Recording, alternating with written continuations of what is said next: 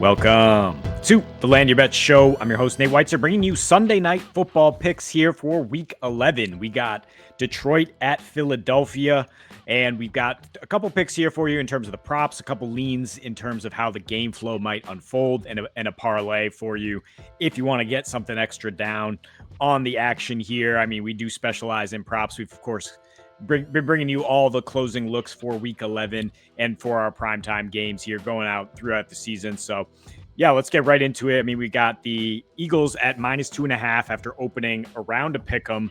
Got a little bit of steam here from pros, it would seem. The public likes Detroit a little bit more. It looks like Detroit got right at Washington. Looks like Philly really sputtered in their primetime game on Monday in Green Bay, but did pull out the win on the shoulders of their defense. And that's really the strongest unit, in my opinion. I know Detroit's getting a little healthier on defense. It might be better, but I would really worry about Jared Goff against this Eagles defense if I'm backing Detroit. The Eagles are doing their thing where they just start taking off after the bye week, it would seem, at least on that side of the ball. Their offense, of course, did not look good in Green Bay. But, we can address that in a minute. The Lions are on a back-to-back road game spot here. They also have 3 home games after this, for what that's worth. But if you subscribe to the outdoor Goff theory, it would probably follow the trend that he's gonna struggle a little bit here. They might lose. They might win all 3 at home after this. But it's a huge jump, right? Going from not even probably, objectively a bottom 5 defense in Washington to what now subjectively looks like a top 5 defense in the Eagles after adding Jalen Phillips, shoring up the secondary there. Quinyon Mitchell's healthy, Jalen Carter's healthy, Nakobe Dean's healthy, and the Eagles are looking like a championship caliber defense again. Vic Fangio can press the right buttons against the Lions team that has been missing Ben Johnson to a degree in terms of the counter punches on offense. And that we just saw 2 weeks ago, Brian Flores flustered Jared Goff. And so I think we're looking at unders for Goff. I think a way to avoid the potential bounce back in the second half, the garbage time rack up or trail script racking up yardage, just take the first half under, which 117.5 is pretty high for a first half passing line, especially the way the Lions love to open with run heavy scripts to see if they can control that line of scrimmage. So there's really like 2 scenarios where either team has success in the first half and Goff's under still cashes, where the Lions are churning out yardage. They run long drives. They give the ball to Gibbs over and over, and that just takes time off the clock. And obviously Goff is not passing much. Or the Eagles are able to milk the clock with Saquon with what they want to do, which is just they have the longest time to snap. They are so slow in pace. They do not move. They do not have explosive plays generally. They just move it methodically if they can. And they were a little bit better on third down last week. So I think they are going to be able to sustain a little bit more possession. And therefore, it's just going to be a shorter kind of opener here. So Goff might have a hard time getting his numbers, even if it were a situation where it's not outdoor Goff in a game below 50 degrees, where historically he has a 60% completion rate. And you look at a lot of the splits after the first quarter, his numbers do dip as defensive coordinators start to throw different things at him. I mean, going back to last year where Ben Johnson giving him a great opening script and he's putting up good numbers, but then in the second quarter, it's more like an 86. Last year was better than this passer rating, but this year it is 87 in the second quarter and it's 86.6 in the last 2 minutes of a half either way with only a 66% completion rate. That's like a 10% drop in completion rate and a 10 points drop in his quarterback rating going from the first quarter to the second quarter. So like I said, with the first quarter potentially opening with either team running the ball a lot and taking time off the clock. And then that second quarter, Goff has struggled according to the splits. And I mean, the Eagles are going to be throwing a lot at him. Their pass rush is looking much, much better. Like I mentioned, he was just knocked off his spot. And the outdoor thing being like the narrative being dispelled that he's okay in outdoor games. Sure. I mean, he played at Washington again last week. Worst pass defense in the league right now.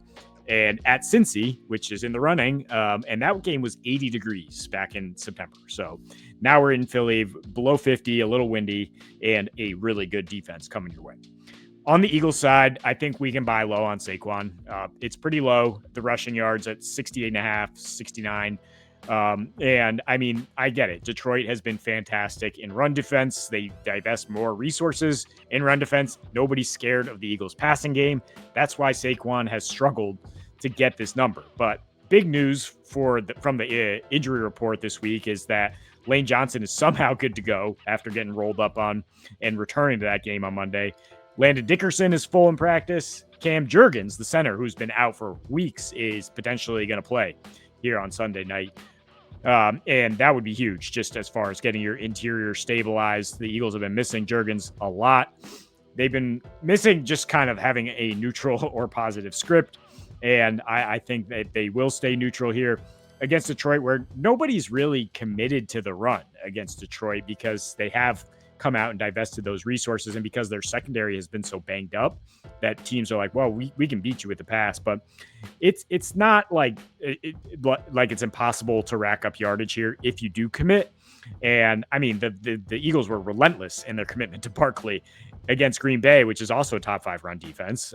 And he got 22 carries in that game. So I'd be intrigued just on the 20 rush attempts again at plus 210 at some spots, just banking on the Eagles being ultra committed. And like maybe Barkley doesn't break the big one, but he just continues to get the rock over and over. But I think he can break one. I mean, he was close against Green Bay. Basically, a holding call cost him from going over this number, and he got to 60 yards. And he averages 5.1 yards per carry at home this season. So, I mean, we're talking 2.7 yards per carry last week. He got up to 5.6 yards per carry in the 4 before the bye as the Eagles started to figure out some of their early season malaise, started to get some of those linemen a little healthier. And that was only on 12 attempts per game due to game flow reasons, due to the groin injury in the last one before the Giants, where it looked like, oh shit, Saquon's back. I mean, 170 in that game. And also very involved in the receiving game. If you do want to add the 20 receiving yards to see if he can get 90 plus. I mean, he is at 100 plus scrimmage yards in the last 2. He did break a couple long catches there against the Packers, and the Lions, with their tendency to play man coverage and be aggressive, are a little vulnerable against receiving running backs. So that would be where I lean here on Sunday night.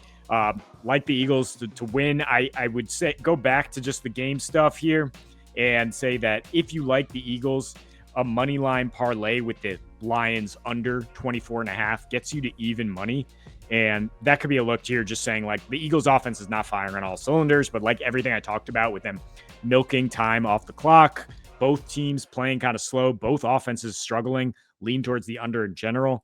The Eagles are going to have to win this game on defense. They're going to have to win this game by limiting Jared Goff and that passing game with, Quinyon Mitchell is just absolutely one of the best corners in the game. We got Cooper DeJean. Jamison Williams is probably not going to pop the way he did last week. Sam Laporta has been missing time in practice.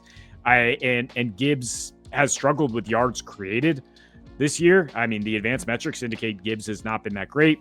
This Lions offense has struggled in success rate, and I don't think they fixed everything just because Dan Campbell called a few plays in a cupcake matchup last week. So I think it's going to be much tougher sledding for that offense, and I think the Eagles have a chance to win this one on defense. So that is all the time we have for you here in the Week 11 Sunday Night Football breakdown. Hope you guys are getting something out of this. Check out landyourbets.com for all the info and an option to subscribe to the NFL Premium package, where you'll get our projections from Swish Analytics. You'll get our picks in live time and much more than this for each and every NFL week, as well as NBA content.